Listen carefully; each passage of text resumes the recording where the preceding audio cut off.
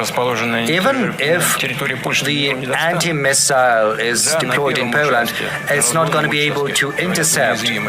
They say that the missile is very vulnerable at the launching stage, but they won't be able to intercept those missiles so far. Moreover, the launching sites are protected. Moreover, it takes time for the anti-missile to get to the missile, but it takes several seconds and then it's too late to catch or to intercept it. So there is, before the separation, so there is no chance that the missile is going to be brought down by the anti-missiles. The name, honestly, no idea, no clue. Так что шансов никаких нет для того, чтобы сбить эти ракеты. Ну, а если вот те эксперты западные, про которых вы сказали, так полагают, пусть они предложат нам, и пусть предложат тем на Западе и в США, кто им платит за их анализ, произвести некий такой технологический эксперимент, ну, скажем, такую высокотехнологичную дуэль 21 века. Пусть определят какой-то объект для поражения, скажем, в Киеве. Сосредоточат туда все свои силы ПВО и ПРО, а мы нанесем туда удар Орешником. И посмотрим, что будет. I think there are at least as many Ukrainians living in Russia as in Ukraine. Maybe even more. I mean, the people who live in the new territories and in Crimea, those who came to Russia, these are huge numbers. So I think we have nearly equal numbers of Ukrainians with Ukraine.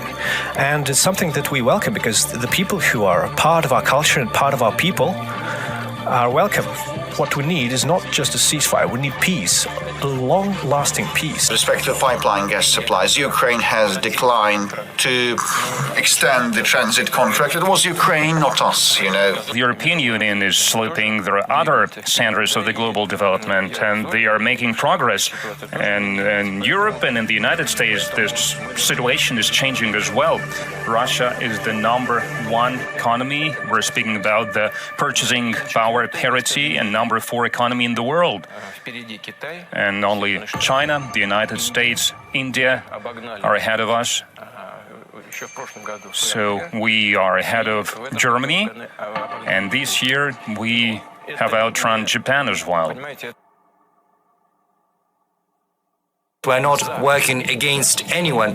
We are working in favor of our interests, in the interests of the organization's members. We're not trying to build any kind of adversarial narrative. The main beneficiary of this Syrian development, I believe, is Israel. It's my personal belief. Ground troops was the armed forces of Syria. And it's not a secret, there were some pro-Iranian military organizations there. And even we weren't fighting any fights in there. So what was happening? When the armed opposition units approached Aleppo, some 30,000 people were defending Aleppo. And then 350 militants entered the city. And the government forces and the pro-Iranian factions, they left without any fight. They just blew up their positions, their fortifications, and they left. We have already suggested our partners the way we can use our bases, our partners both inside Syria and countries in the region. We can use the air base in Khmeimim for the humanitarian relief deliveries. And this suggestion was accepted with understanding, and we were offered to assistance. The same goes for the naval base in Tartus. Now, to Well, to be frank, I have not met President Assad yet after his arrival to Moscow. I think porn's websites are visited all across the world. It's as easy as ordering, a beefsteak on the internet. I think it's an issue not just for us, but also for everyone. What can our response be? There can be bans and prohibitions, but you always have to come up with an alternative. You have to come up with something which is more interesting than a porn site. And I did everything to make sure that Russia is an independent and sovereign state that is capable of making decisions in its own interests and not the interests of countries which pat it on the back, but only sought to use it for their own purposes.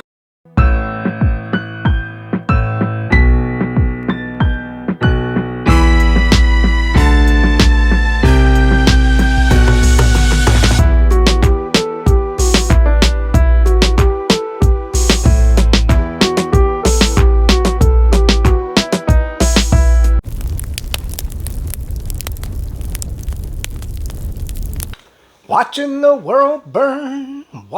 world burn, December 20th, 2024. Let's get into it. Anyway, you saw the introduction video. That was just a kind of a clip that actually RT put it together. I was going to do it, but I'm glad they did it for me. But the most significant part of what I want you to take out of that was, I loved Putin's boastful statement. He said, let's pick a spot, maybe in Kiev, and let NATO put all of their air defenses around that spot, and we're going to launch an Oreshnik missile, and let's see if they can shoot it down. Man, I tell you, that was one hell of a statement, wasn't it? I mean, I was like, damn! You just laid down the gauntlet. Said that NATO's got nothing to... And you know what, I mean... If you didn't know, I mean, we just crossed another Russian red line. The Britons, I tell you what, the British, I tell you, your island's cruising for a bruising. I mean, I don't know what the hell your MI6. Good Lord, they just assassinated. I mean, this is what the evidence is coming out. It's not completely official at this point, but that MI6 was behind the assassination of that Russian general. In Moscow. Okay, and then MI6, they turn around and Britain launches, well, of course, with don't believe me, the CIA is behind this. And if I could go back, my previous video, I said it's the former KGB against the CIA. Well, it's also I should have put MI6 in there. but of course, I'm sure there's Israeli intelligence.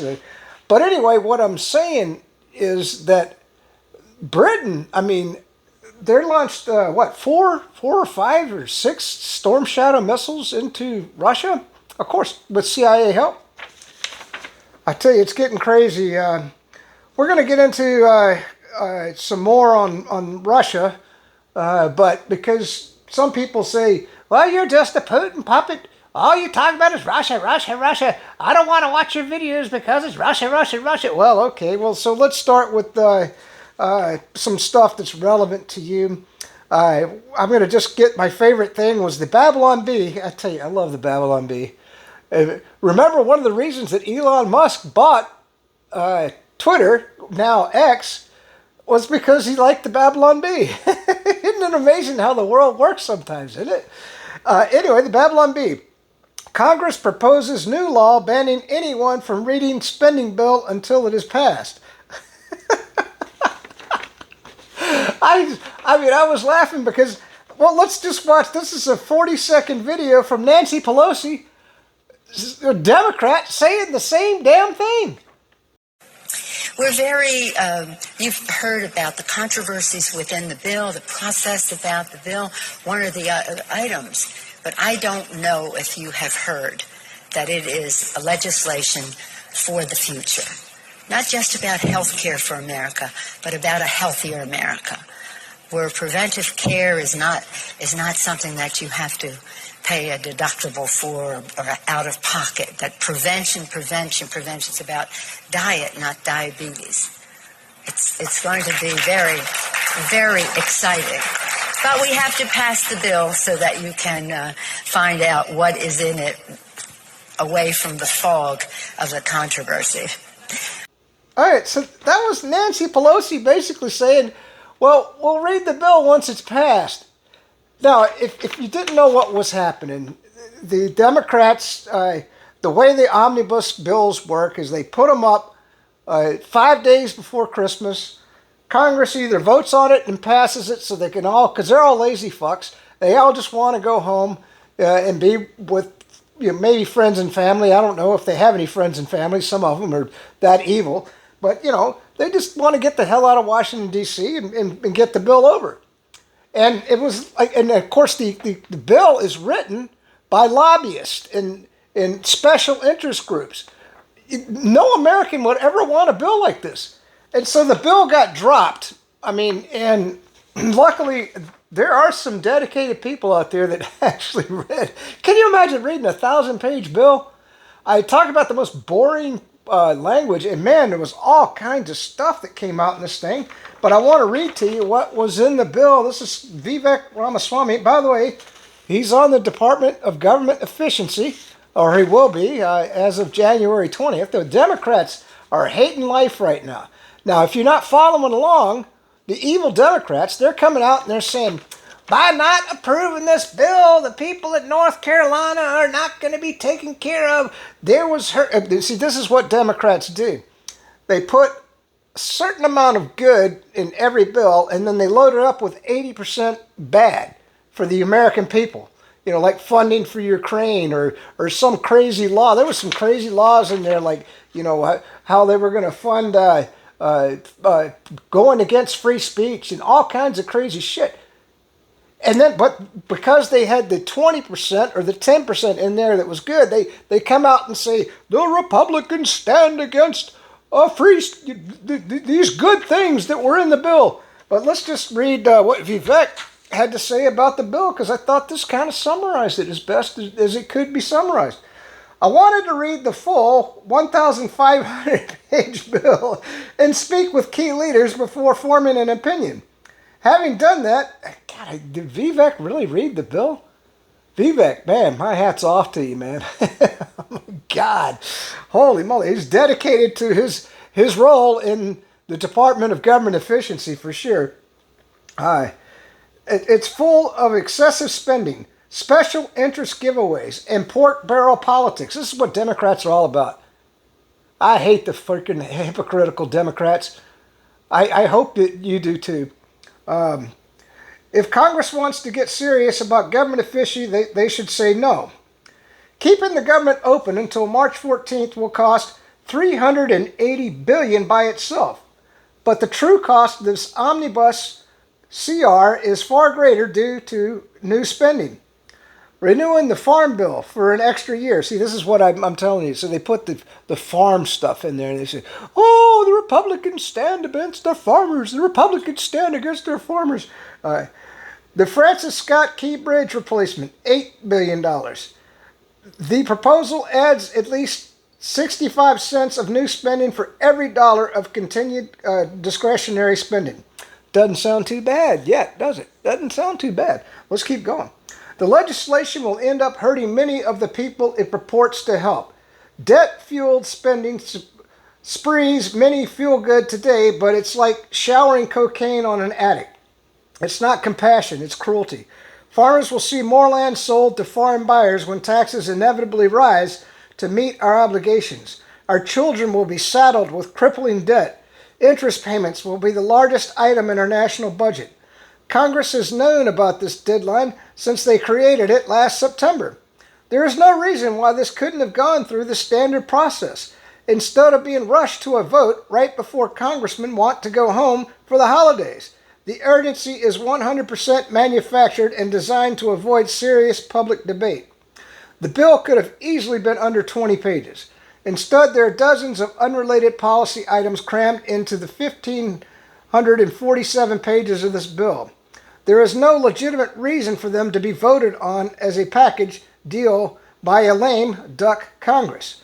72 pages worth of pandemic preparedness and response policy. Renewal of the much criticized Global Engagement Center. If you don't know about these things, I'm going to do a future video. We're going to talk about the COVID vaccines, and there's a great thread on that. By the way, I'm unvaccinated and still alive. Imagine that. I'm unvaccinated and still alive. Oh my God. And after breaking my neck, I mean, I have no feeling in my hands or my feet from the broken neck, but I mean, can you imagine if I was really susceptible to the virus, that somebody in my condition should be alive? I didn't get the vaccine. Thank God. Thank God. All right, let's keep going. 17 pieces of commerce legislation paving the way for a new football stadium in D.C., a pay raise for congressmen and senators, and making them eligible for federal employee health benefits. It's indefensible to ram these measures through at the last second without debate. We're grateful for the Department of Government Efficiency warm reception on Capitol Hill. Nearly everyone agrees we need smaller and more streamlined federal government, but actions speak louder than words. And anyway, so let's get back to the Ukraine war, and that's going to be the rest of the theme. So if you want to tune out now and you can't stand watching Russian television, which, by the way, is banned, and of course we're banning TikTok, so you can see where free speech is being shut down by the Democrats. Democrats hate free speech. They can't stand you learning about the truth. That's what they're all about. If you can't learn about the truth, then, you know, they're much better off. So let's get into the first video. We're going to do the Biden hypocrisy video. If you didn't know, Biden's pardoning hardened criminals, and imagine he's making a lot of money with these pardons, or the people in his administration are. I don't think Biden is the vegetable that he is. He's just signing the dotted line, or maybe he's not even signing it. Somebody's forging his signature. And but they're pardoning a lot of people, and so there's a lot of money getting made by Democrats right now. But let's watch, and this is from RT. This is what I call the Biden hypocrisy pardon video, in addition to the video that I did on Hunter Biden. Here we go. One day he says one thing, the next day he says another. We all know Joe Biden flip-flopped on his promise not to presidentially pardon his son. Will you accept the jury's outcome, their verdict, no matter what it is? Yes. And have you ruled out a pardon for your son? Yes. You have. So I've answered this question before. It was asked of me not too long ago, a couple of weeks ago, and I was very clear, and I said no. Is there any possibility that the president would end up pardoning his son? No. It's still a no. It will always be a no. It's still a no. It will be a no. It is a no, and I don't have anything else to add. Will he pardon his son? No. We've been asked that question multiple times. Our answer stands, which is no. Hunter Biden, who aside from enjoying crack cocaine and going to strip clubs as of at least 2018, was grappling with felony weapons charges. Still, the outgoing president seems to think that the Democratic election campaign finished up clean. We run a campaign that's basically scandal-free. It's hard to do in American politics these days. But while Joe's headline-making pardon of his son was scandalous enough for many Americans, the mainstream media was virtually silent regarding the other 1,500 sentences that were commuted. And you might even think many of them were a lot shadier than Biden Jr. Take former Pennsylvania Judge Michael Conahan, nicknamed the Kids for Cash Judge. In 2011, he was convicted of making $2.8 million from for-profit prisons by wrongly sending children to these facilities. The lives of so many kids were ruined, with at least one even committing suicide after ending up behind bars. It's no surprise their parents are outraged at the pardoning of their children's tormentor. Conahan's actions destroyed families, including mine, and my son's death is a tragic reminder of the consequences of his abuse of power. This pardon feels like an injustice for all of us who still suffer. Right now, I am processing and doing the best I can to cope with the pain that this has brought back. We had no time to get any time taken away from us. We had no one to talk to, but now we're talking about the President of the United States to do this. What about all of us? Even Pennsylvania's governor criticized Biden's pardoning of Conahan as a decision that's made the heartache of those wronged families a whole lot worse. I recognize that those on the outside can question those decisions, as you are here today, and posing a question to me as to the clemency granted by President Biden.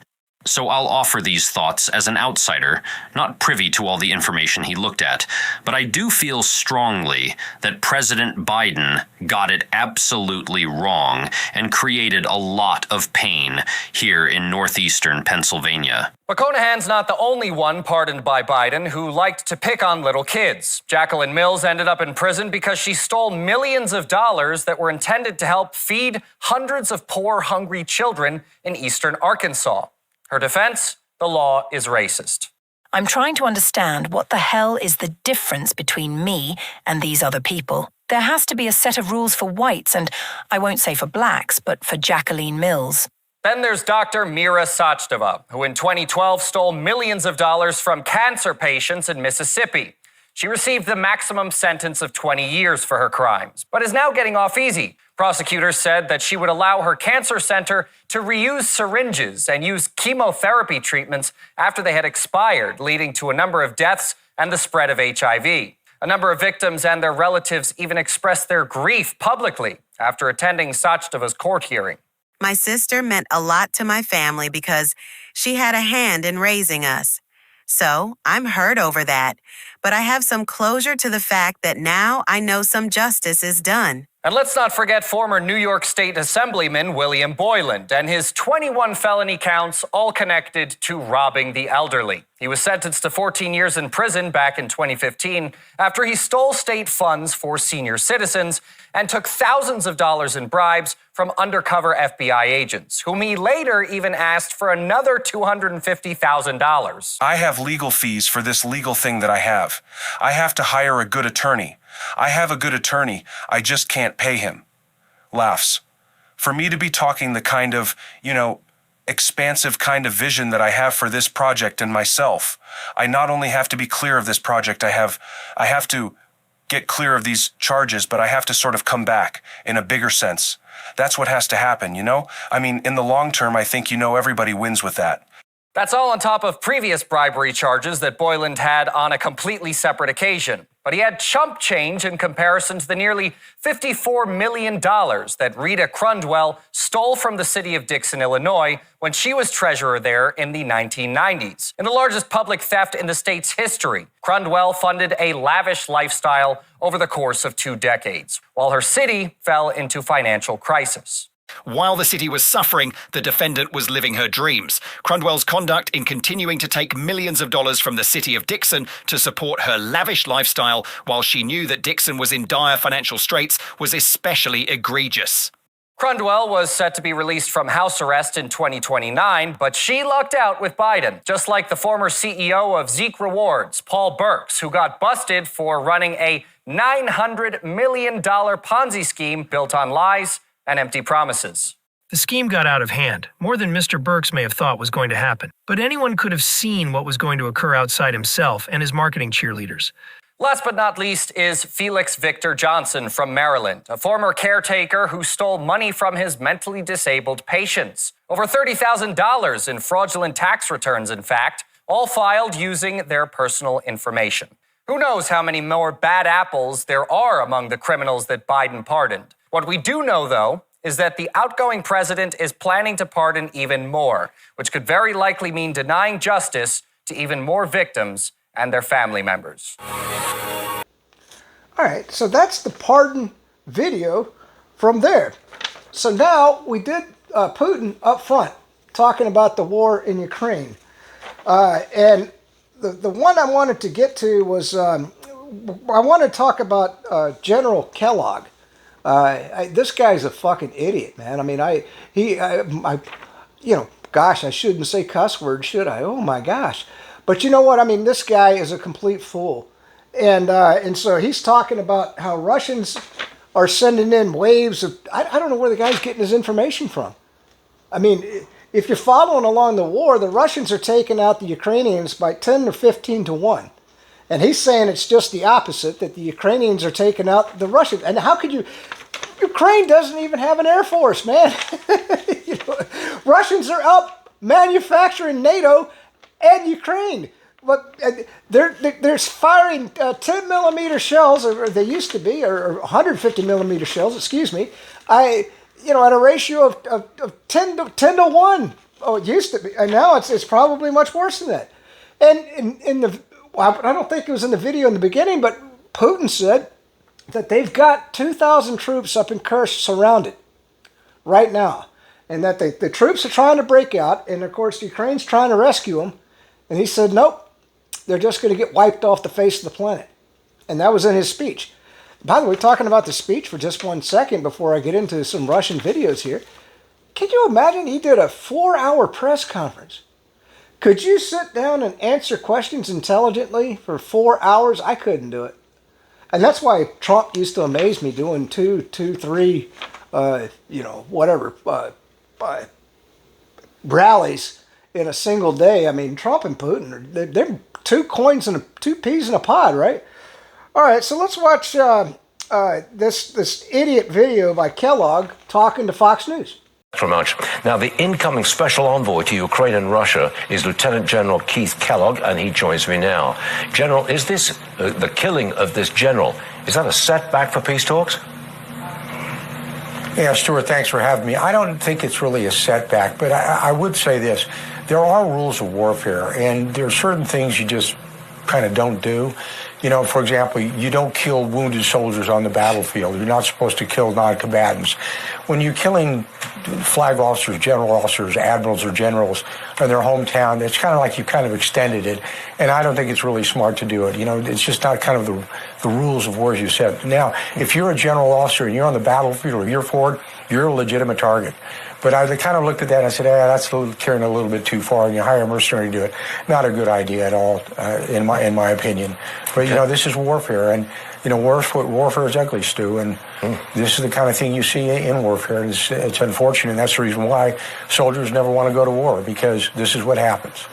A U.S. defense official says several hundred North Korean troops have been killed or wounded while fighting in Ukraine. We're told that Russia is losing up to 1,200 troops per day. Ukraine has lost around 40% of the land they seized in Russia's Kursk region. General, sounds like both sides are close to exhaustion. Isn't that a pretty good time to talk peace? Yeah. Absolutely. I think both sides are ready. Think of a cage fight. You've got two fighters and both want to tap out. You need a referee to kind of separate them. And I think President Donald J. Trump can do that. I think he's got a vision to do that. I think he's got the energy to do that. And I think he's actually got both sides are willing to get together eventually and talk. I think it's a perfect position for President Trump to be in, and I think he'll execute well. When you look at the casualties, Stu, this is where you go back to where the Russians fight. There's a great book years ago called Russia at War by Andrew Wirth, and when he kind of said this is how the Russians fight, which is mass warfare, when you use human wave attacks, sort of like the North Koreans are doing right now, you're going to have a huge casualty level, and the casualty levels are around right now with Ukraine and Russia about 5 to 1. That's attrition warfare, and you never wanted to get into an attrition fight with the Russians. It's historically how they fight. That's how they fought in World War II. And they just basically overwhelm you by throwing the amount of troops at you. But then your numbers just go way up. And so you go back to what you said earlier. After 1,000 days of war, with 350 or 400,000 Russian dead, with 150,000 Ukrainian dead, or numbers like that, both sides are saying, okay, maybe this is a time we need to step back.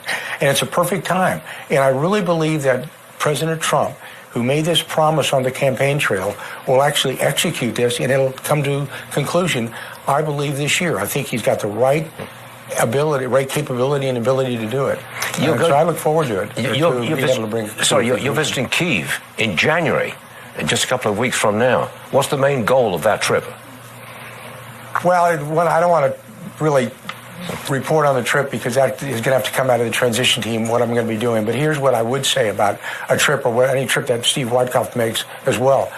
This shows the energy of the administration, the new administration, and that President Trump has put people in place to get stuff done. And it shows that we are executing at a rapid tempo before the inauguration and then post-inauguration, because it's kind of an attitude of we're on Trump time and we want to get stuff done in a hurry. So I give great credit to President Trump and the new administration that he wants to get things done both in the Middle East and in the European region, to include Ukraine and Russia. So the intent is, when you can't make any policy, frankly, because of the Logan Act, but what you can do is you can talk to people, sort of like what Steve is doing in the Middle East as well. Okay. And any trip that is taken out there will be designed as an information gathering trip, not as a trip to set policy, because you can't do that. Okay. But what I like about the whole attitude of everybody with the Trump team is, let's get stuff done for the American people. Get on with it. He made promises on the campaign trail, and we're going to fulfill those promises. General Keith Kellogg, thanks so much for joining us. All right.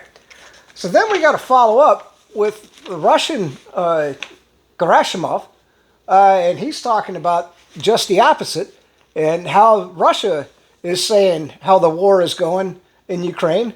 Let's watch that video. Despite the enormous help from the West, the initiative on the front line is in our hands, and Russian troops are advancing along the entire front. This year, more than 190 settlements have been liberated, and about 4,500 square kilometers of territory have been secured. Enemy losses since the beginning of the special military operation amount to about 1 million killed and wounded, about 20,000 tanks and armored fighting vehicles, over 19,500 field artillery guns, and over 1,500 multiple rocket launchers destroyed. In response to Russia's successes, the Kiev regime launched a terrorist attack on the territory of the Kursk region in early August. The purpose of this provocation is an information effect for Western sponsors. The enemy's advance has been halted. Airstrikes and artillery fire have foiled attempts by Ukrainian forces and foreign mercenaries to break through deeper into Russian territory. At present, the destruction and forcing of armed formations and foreign mercenaries out of captured populated areas is continuing. Let's learn more about his commentary right there. Crossing live to our correspondent, Igor Zhdanov. There he is in Donetsk. Igor, a lot of comments right there from the Chief of the General Staff, highlighting all sorts of, or should we just call it out, big numbers, big kilometers as well. Take us through some of the points he touched down upon. Totally, absolutely, Rory. He did not just focus on Ukraine. He also talked about the broader state of affairs all across the world where Russia is implicated in one way or another. For instance, he addressed fears that the conflict in Ukraine could escalate into a nuclear conflict between Russia and the West. Now, these fears, of course, have been flying high since the very beginning of Russia's operation in Ukraine. But also this year, Russia did alter its nuclear doctrine. Now, Valery Gerasimov, Russia's chief of the general staff, he has essentially once again, he echoed the message by the Russian president, Vladimir Putin, that still Russia's stance here remains unchanged. Still, Russia is focused on deterrence and not on dealing the first blow. Just a quick reminder for you, earlier this year, Russia did augment its nuclear doctrine. Two major alterations made to it are the following. First and foremost, now Russia can treat an attack that is being carried out by a non-nuclear state but is aided by a nuclear state. Russia can treat it as a joint attack, and at the same time, secondly, Russia can now make a nuclear response to a non-nuclear attack, but only and only in the case if that attack with the use of conventional weapons threatens the very existence of the Russian state. Now, according to Valery Gerasimov, once again, he has said that this is merely a response that Russia has been cornered into because, according to him, other nuclear doctrines of other states, they basically have a much more lax set of rules. The new foundations of Russian state policy became the occasion for an active propaganda campaign in the West, accusing Russia of strengthening its nuclear rhetoric and seeking to lower the threshold of nuclear deterrence.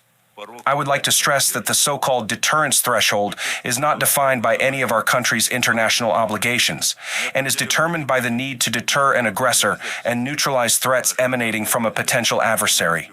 In the U.S. doctrine, the threshold for the use of nuclear weapons is vaguely defined and is significantly lower than in Russia's updated documents.